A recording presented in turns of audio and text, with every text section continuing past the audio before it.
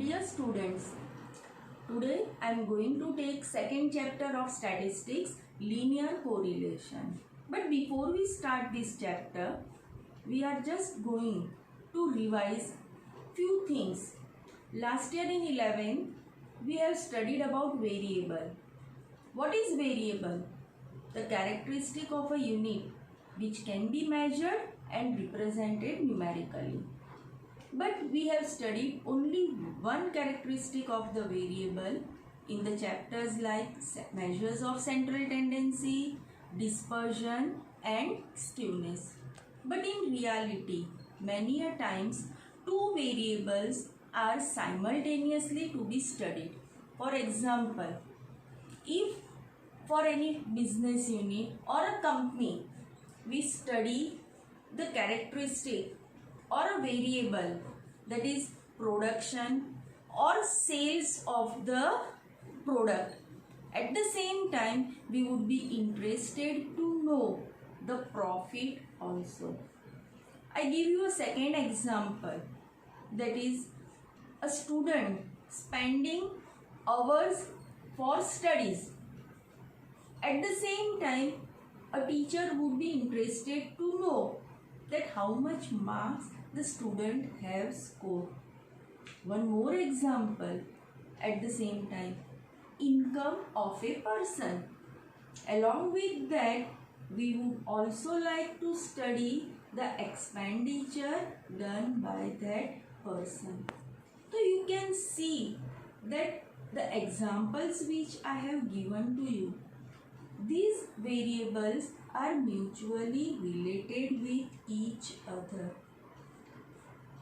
Sales of a product related with the profit. Same thing, income of a person related with expenditure of a person.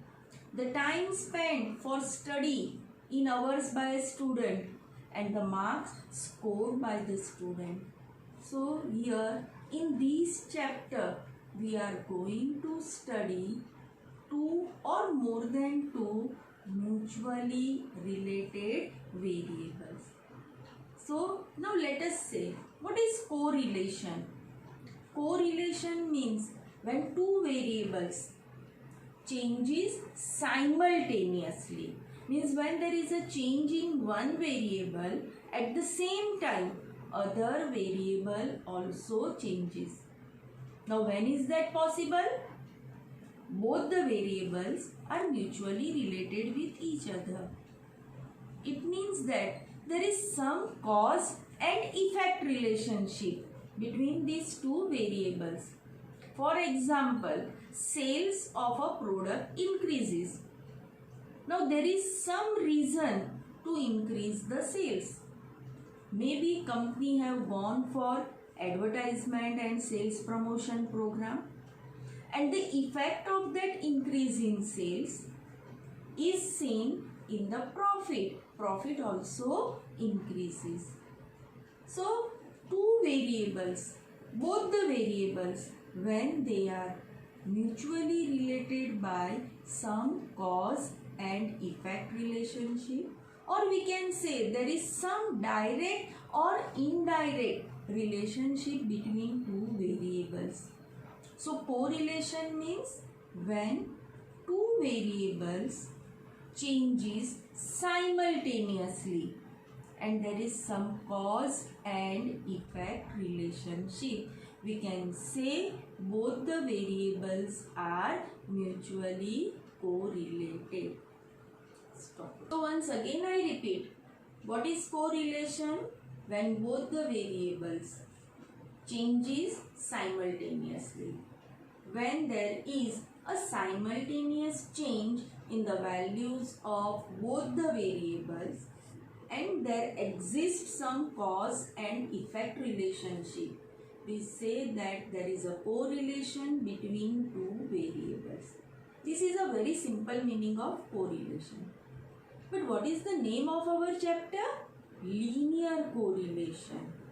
Means when the same relationship is expressed through a line, means when the values of both the variables are plotted on the graph paper and a line is drawn where maximum points lies on the same line, and the relationship expressed through this line is known as linear correlation.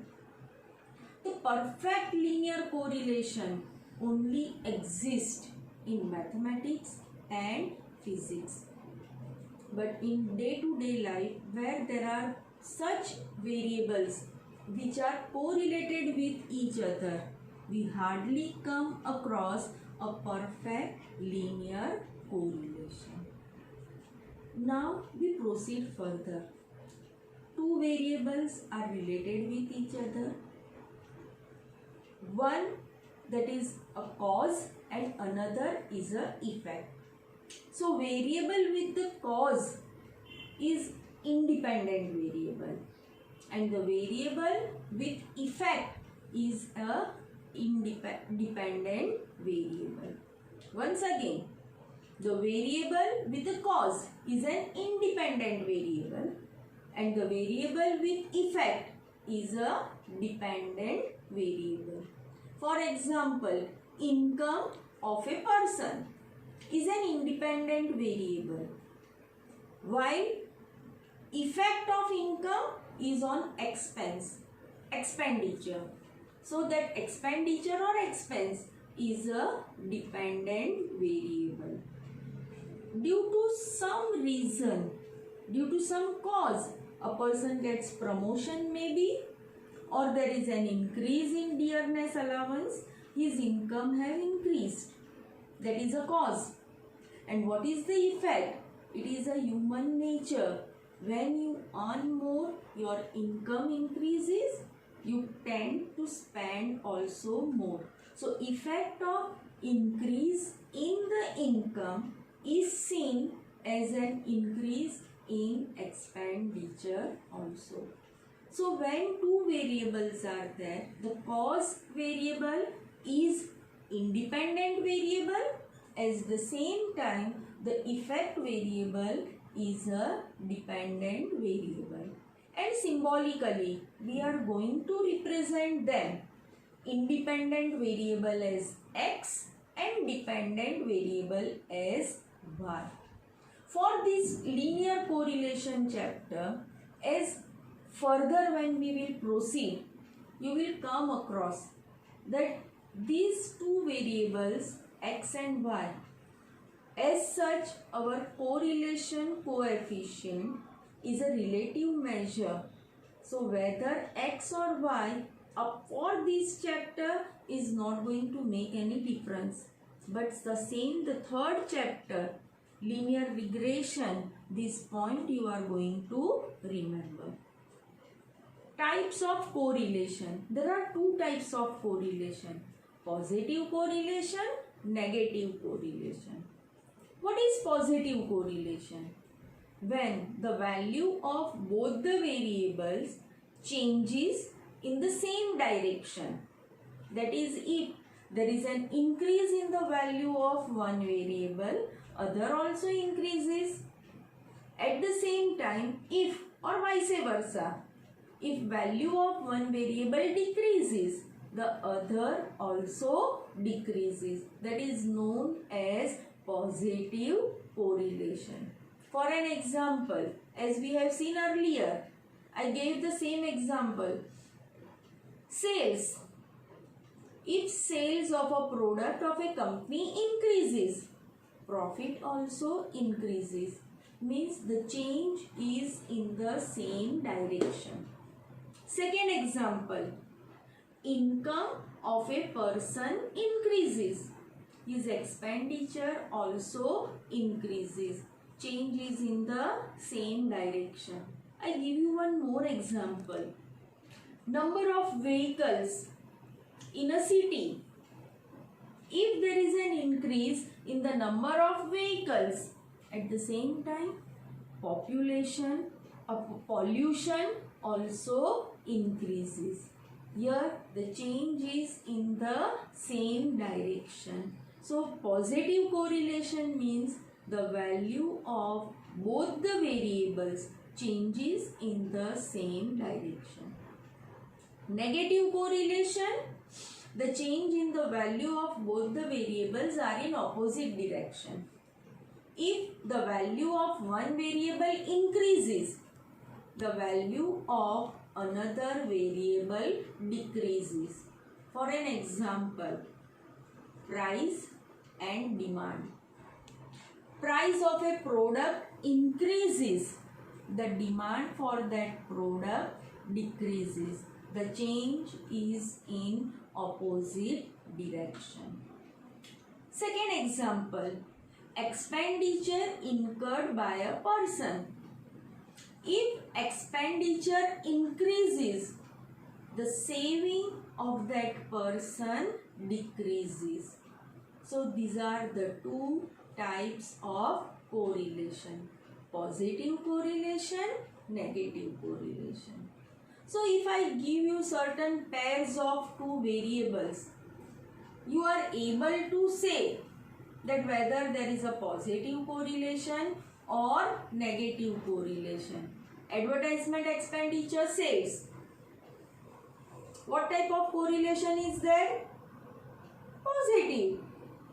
As you increase your advertisement expenditure, to certain extent, sales are also going to increase. So here, but to what extent, we are unable to say. I give you a second example. Price of a product increases, demand for that product decreases. So we are able to say that there is a negative correlation. But to what extent and degree there is a negative correlation, we are not able to say. And so, to study the extent and degree of this correlation between two variables, we study a new measure which is known as coefficient of correlation. Coefficient of correlation is a numerical measure which denotes the degree and extent of correlation between two variables. It is denoted by R, and the value of R lies between -1 to +1. Once again, coefficient correlation, the numerical measure which denotes the degree and strength of correlation between two variables, is known as correlation coefficient. It is denoted by R, and the value of R lies between -1 and +1. There are three methods to study the correlation coefficient. First, scatter diagram method. Second, Karl-Pearson's product moment method. And third, Spearman's rank correlation method. Once again, there are mainly three methods. First, scatter diagram method. Second, Karl-Pearson's product moment method. And third, the Spearman's rank correlation method. Today I am going to take Karl-Pearson's product moment method. Student, a long sum of 5 marks, section F, you will have for this Karl-Pearson's product moment method sum. As this method was given by the statistician Karl-Pearson, this method is known by his name, Karl-Pearson's product moment method. Let us see the formulas which he had given. So now just see the very first formula which he had given, that is known as Karl-Pearson's product moment method. Karl-Pearson's product moment coefficient, denoted as R. R equals to covariance xy divided by standard deviation of x into standard deviation of y. Now covariance of x and y, we can find out it as sigma x minus x bar into y minus y bar divided by n. This is the product of deviation of x taken from x bar and y taken from y bar. So the same formula, covariance xy divided by standard deviation of x into standard deviation of y, can be substituted as sigma x minus x bar into y minus y bar divided by root sigma x minus x bar whole square into root sigma y minus y bar whole square. This is the first formula which is being given. The same thing can be represented as sigma xy minus n into x bar into y bar divided by n into sx into sy, that is number of observation multiplied by standard deviation of x into standard deviation of y. Now same methods, same formula, but according to the values of variable, we can substitute in different formulas. When the values of variables x and y are very small, direct method can be taken. That is r equals to n multiplied by sigma xy. This is the product of sum of product of x into y minus sigma x into sigma y, sum of x into sum of y, divided by root n into sigma x square minus sigma x whole square, multiplied by root n into sigma y square minus sigma y whole square. This is a direct method. You can always use this method for any data. But when the values are small, the calculation through this method becomes more easy. The third one, we call it as shortcut method. The deviations taken from assumed mean. Because normally for all the values of pairs of x and y, we never get x bar and y bar always integer. Many a times the mean comes in decimal point, and calculation of deviation from actual mean when mean is in decimal point becomes very tiresome, and student, even though with the help of calculator, can commit mistake. So when mean are not integer, we go for shortcut method by taking the deviations from assumed mean. So variable x is converted to variable u, that is x minus a, and variable y is converted to variable v by taking y minus b. We are changing the scale of variable x and y, and it is denoted as u and v. So now r equals to n into sigma uv minus sigma u into sigma v divided by root n sigma u square minus sigma u whole square into root n sigma v square minus sigma v whole square. This formula is used when mean is not integer. When mean is in decimal point, we go for shortcut method by changing the scale of variable x and y. But when mean is integer, for example, my x bar is 20, my y bar is 35, both are integer, तो So I can directly go for this formula. R equals to sigma x minus x bar into y minus y bar divided by root sigma x minus x bar square into root sigma y minus y bar whole square. As you all know, when deviations are taken from actual mean, that is x minus x bar, the sum total will always be 0. Same way for variable y. When deviation is taken from actual mean y bar, the sum of y minus y bar will be 0. So students, remember that when our mean is integer, take this formula, your calculations will become more easy. To explain this Karl-Pearson's product moment method, let us take today one example. We are going to compute correlation coefficient between the marks obtained by the students in two subjects, Gujarati and statistics.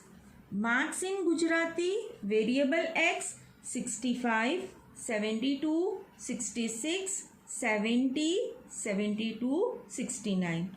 The total of that sigma x 414. Marks in statistics, variable y 90, 95, 88, 92, 85, 90. Total is 540. We have calculated mean for x and mean for y. X bar 414 divided by 6, 69. Y bar sigma y upon 9, 540 divided by 6, 90. Now you can see students over here, both the mean are integer. So it becomes very easy to take the deviations from actual mean. So I prepare the next column, x minus x bar. From each value of x, we are going to deduct our mean. So 65 minus 69 minus 4. 72 minus 69, 3. 66 minus 69 minus 3. 70 minus 69, 1. 72 minus 69, 3. And 69 minus 69, 0. And now if you do the total of these, you will get it 0. Minus 4, minus 3. That is minus 7. 3 plus 1, 4 plus 3. Minus 7 plus 7, 0. Next column, y minus y bar. So from each value of y, we are going to deduct the mean y bar. 90 minus 90, 0. 95 minus 90, 5. 88 minus 90, minus 2. 92 minus 2, 2. 85 minus 90, minus 5. And 90 minus 90, 0. And here also you can see positive and negative, both the values are same. So sum total comes to 0. Third column, x minus x bar whole square. Fourth column, y minus y bar whole square. And fifth column, product of x minus x bar into y minus y bar. 4 square 16, 3 square 9, 3 square 9, 1 square 1, 3 square 9, 0. Sum total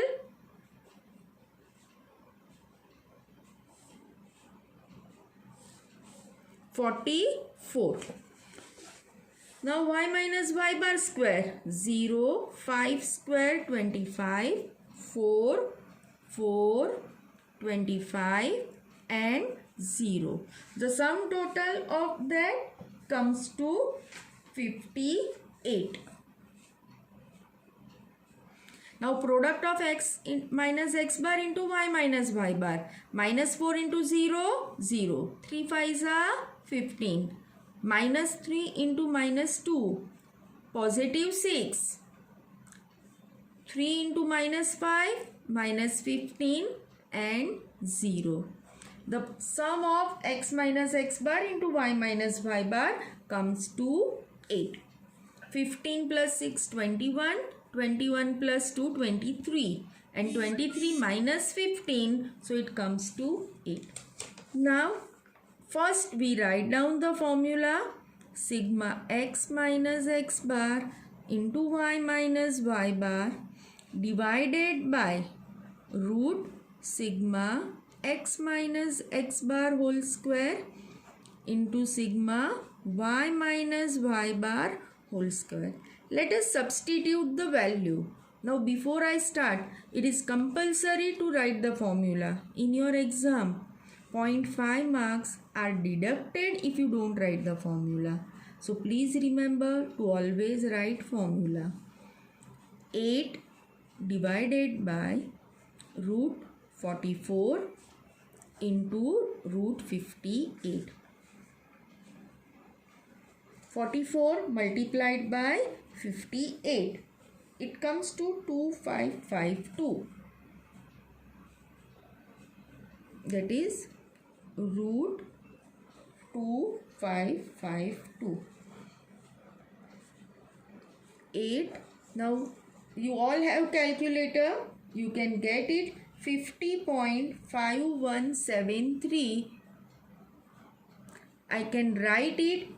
The third digit is 7 greater than 5. So I can write that as 50.52. And my R 8 divided by 50.52 comes to 0.158, and I can represent that as 0.16. This is how Karl Pearson's product moment method, the first formula where our mean is integer, we have calculated the correlation coefficient between two variables.